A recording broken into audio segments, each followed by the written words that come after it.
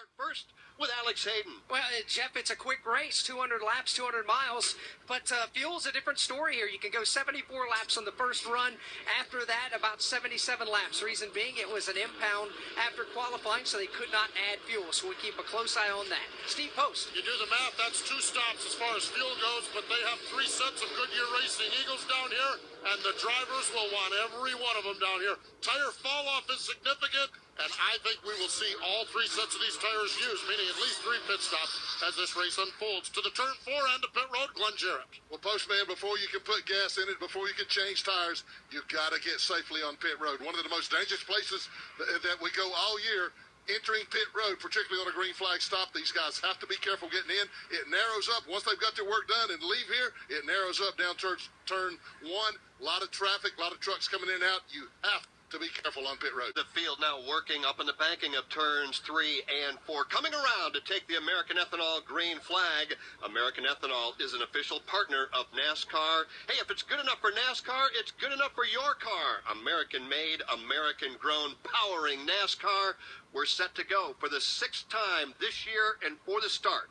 Here's the Motor Racing Network's Joe Moore. Ryan Blaney chooses the outside lane for the start. Eric Jones to the inside of the racetrack. Off turn 4 they come. Now the American Ethanol green flag is in the air.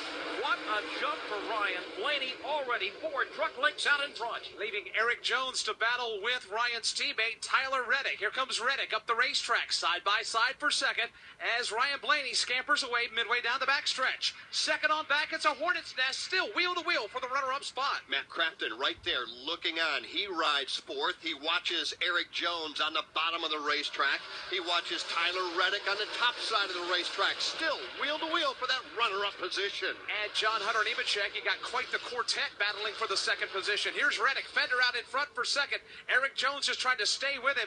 Can't do it. He'll get in line, follow Reddick back to the corner in third. While they've been battling, it's allowed Ryan Blaney to pull out by 10 or 12 truck links. So that battling is not over yet. Here's Matt Crafton dropping down to the inside of the racetrack.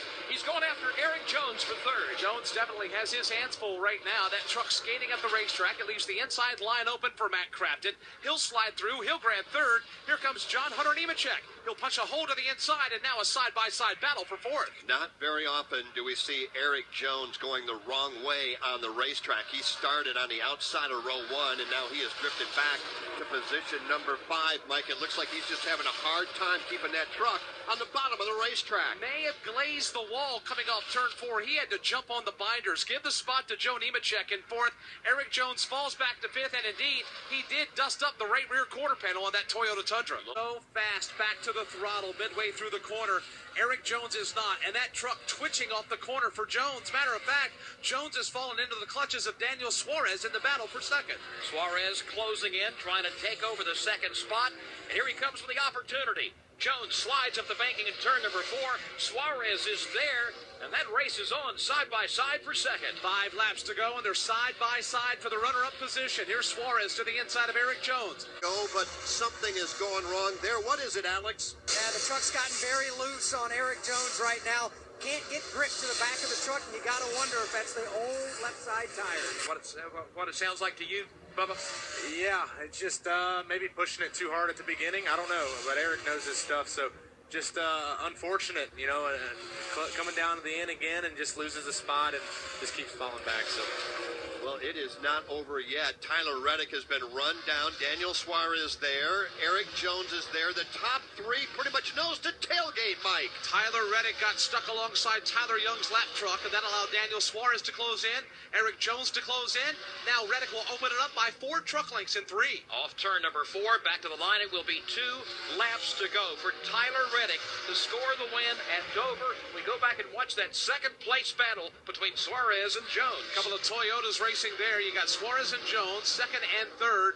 And then you've got lap traffic behind them, and then a country mile back to Daniel Hemrick, who rides along in 4th as Tyler Reddick brings the field back to 3. Guys to the bottom of the racetrack. He'll stay there as he exits off turn number 4. He will look directly at the white flag waving at the start-finish line.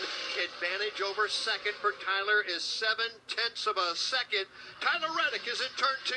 For the final time, he rockets up onto the back straightaway all by himself now. The lap traffic is in the rearview mirror. Half a lap to go now for Tyler Reddick, who's looking for the checkered flag in Delaware. He won to start the season off at Daytona International Speedway, and in only his second try here at Dover, he scores and beats the monster. Tyler Reddick gets the win in the Lucas Oil 200.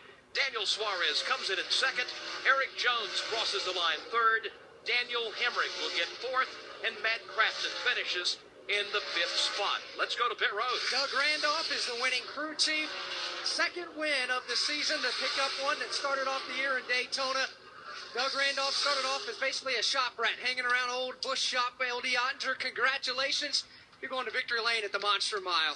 Man, Tyler just did a great job today. It's a tough racetrack. Patient all day, drove a great race. I can't ask for anything more. You can hear the emotion in his voice. If you don't think it means anything to win, you must be dreaming. That's Doug Randolph, winning crew chief. His 23rd start, his second career win. Tyler Reddick is headed to victory lane.